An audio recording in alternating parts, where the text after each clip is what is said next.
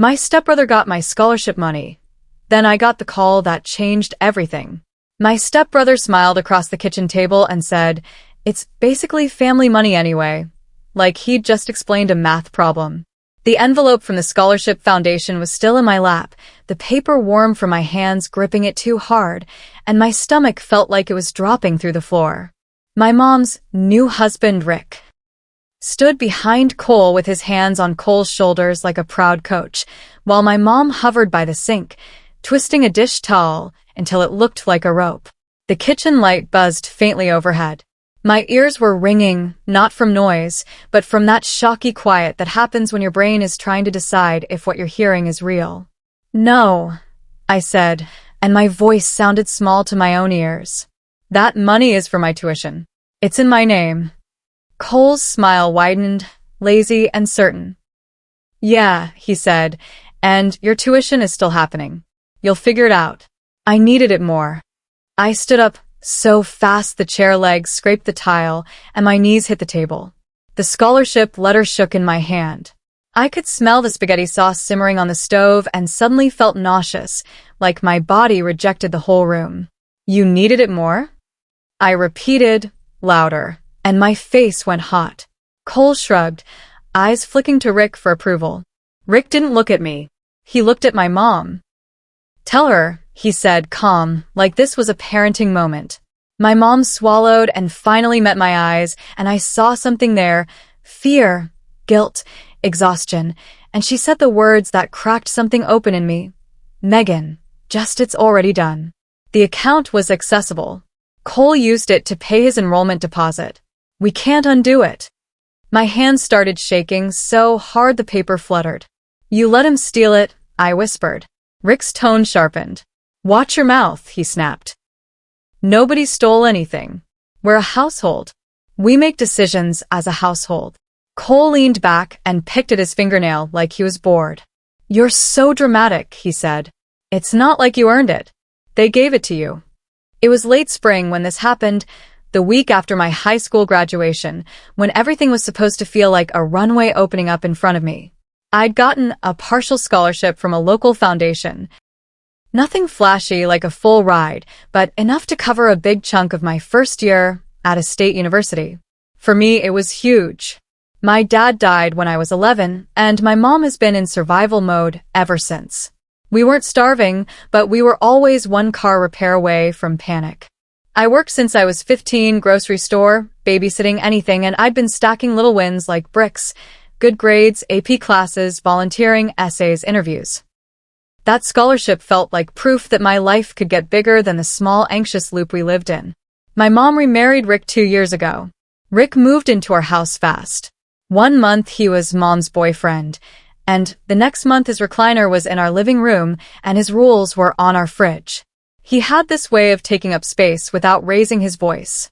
Everything became we overnight. We don't waste food. We don't leave lights on. We don't talk back. We do chores this way.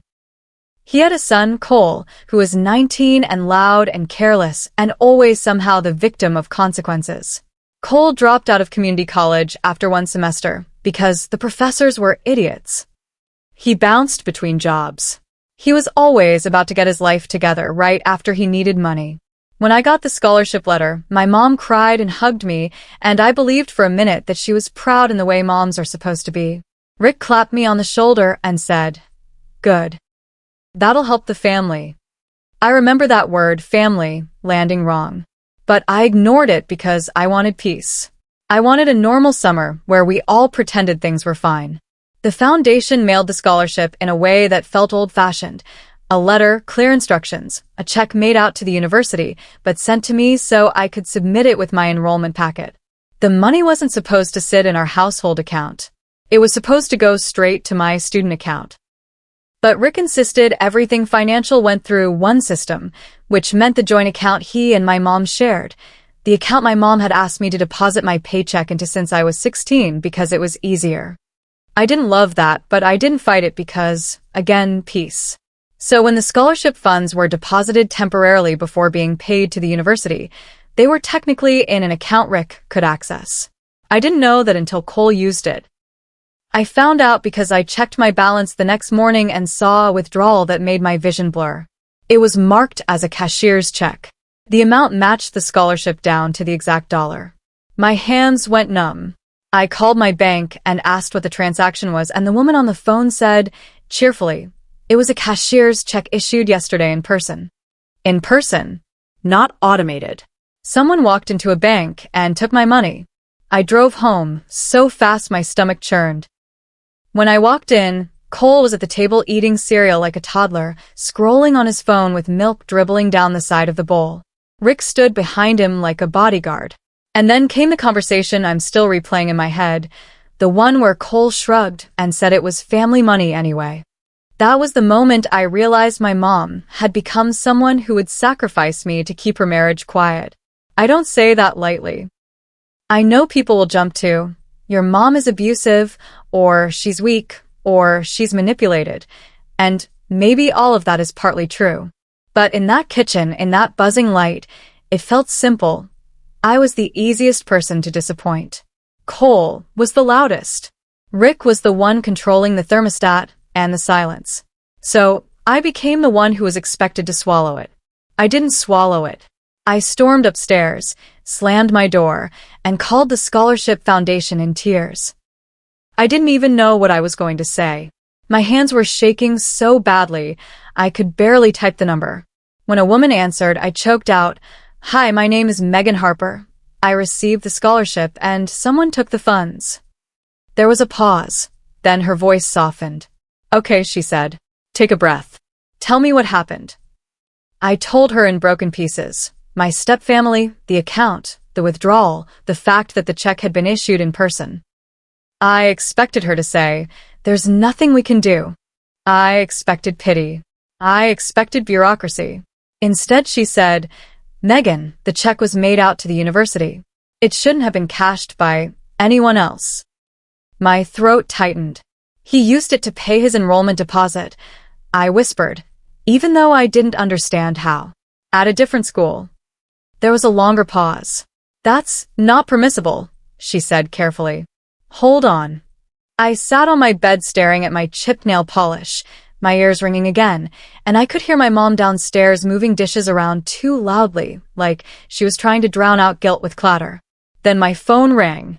A different number. My chest tightened. I almost didn't answer because I thought it was going to be another adult telling me I was out of luck. But something in me said pick up. "Hello," I said. "Megan Harper?" a man asked. His voice was calm, professional. "This is Daniel Mercer. I'm calling from the Foundation's Oversight Committee. I'm very sorry you're dealing with this. I need to ask you a few questions." That was the call that changed everything. He didn't just sympathize.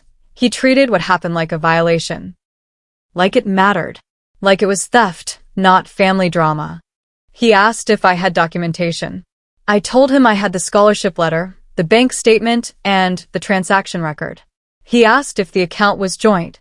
I said yes. He asked if I was 18. I said yes. Then he said, "Megan, I'm going to be direct. If someone diverted scholarship funds issued for you, we can escalate this. This is not a private matter. This is misuse of charitable funds." The words "escalate this" made my stomach flip with fear and relief at the same time. "What does that mean?" I asked. "It means," he said, "we can contact the bank, the receiving institution, and, if necessary, law enforcement. We can also reissue the scholarship directly to your university under controlled payment methods.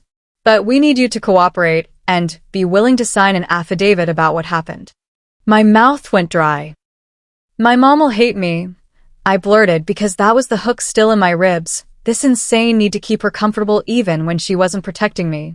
"I can't speak to your family dynamics," he said gently, "but I can tell you this. You did nothing wrong. And you're not the person who should be ashamed." I sat there with the phone pressed to my ear, eyes burning, and felt something in me stand up straighter. I went downstairs with my hands still shaking, but my voice suddenly steady. Rick was in the living room watching TV, like nothing had happened. Cole was texting, smug and relaxed. My mom was wiping the same counter spot over and over like she could erase the moment.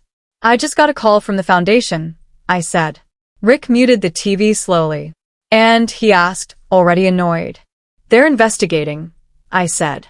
They said the funds were misused. They're going to contact the bank and the school. Cole's face flickered. That's not, he started. Rick stood up. You called them, he snapped. Are you trying to destroy this family? My mom's head snapped up, eyes wide. Megan, she started, voice pleading. No, I said, and the word came out like a door slamming. You destroyed it when you let him take my money. Cole laughed, but it sounded strained now. It's not that serious, he said quickly. I'll pay it back. With what? I asked. Your part-time job you keep quitting? Your plan? Rick stepped closer, looming. You're being ungrateful, he said. After everything we've done for you. I felt my hands curl into fists. What you've done is let your son steal from me and call it a household decision, I said. And I'm done being the easiest person to sacrifice. My mom started crying. Please, she whispered. Please don't do this. I looked at her, and it hurt in a way that felt physical. I'm not doing this to you, I said quietly. I'm doing it for me. Because you won't. The next few days were chaos. The foundation actually followed through. They contacted the bank. They requested records. The bank flagged the cashier's check details, who requested it, what ID was shown, where it was issued. Cole suddenly stopped smirking and started pacing. Rick started calling me selfish. My mom tried to bargain. Can't we handle this privately? Like theft becomes less theft if you whisper. Then we got another call. The foundation had spoken to the school Cole paid. The payment was frozen pending review. Cole's enrollment deposit was at risk. He exploded. He screamed that I was ruining his life. He called me names I won't repeat. Rick backed him like always, yelling about loyalty, about respect, about how I was turning outsiders against family. But the outsiders were the first people who actually protected me. I signed the affidavit. I provided the documents. The foundation reissued my scholarship directly to my university. They set it up so I never had to touch a household account again. And yes, eventually law enforcement got involved because once it crossed into charitable fund misuse and identity verification at the bank, it wasn't just a moral issue. It was a legal one.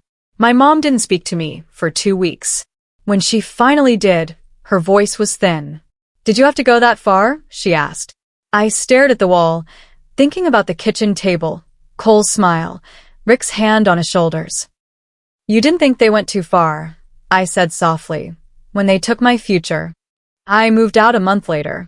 Maya, my friend from work, let me crash on her couch until my dorm opened. I got a job on campus. I learned how to open my own bank account with only my name on it and how to say no without explaining myself. I don't know what will happen with my mom long term. I miss her sometimes in a way that's complicated and painful. I miss the version of her I thought I had. But I don't miss being the person who had to swallow betrayal to keep the house quiet. Cole never apologized. Rick still tells people I'm ungrateful and vindictive. They can say whatever they want. The scholarship is in my student account where it belongs. I'm starting school in the fall. And for the first time, I'm building a life that isn't something someone else can withdraw from. Thanks for watching. If you've ever had family treat your hard-earned opportunities like they were theirs to take, share your story in the comments. I'd really like to hear it.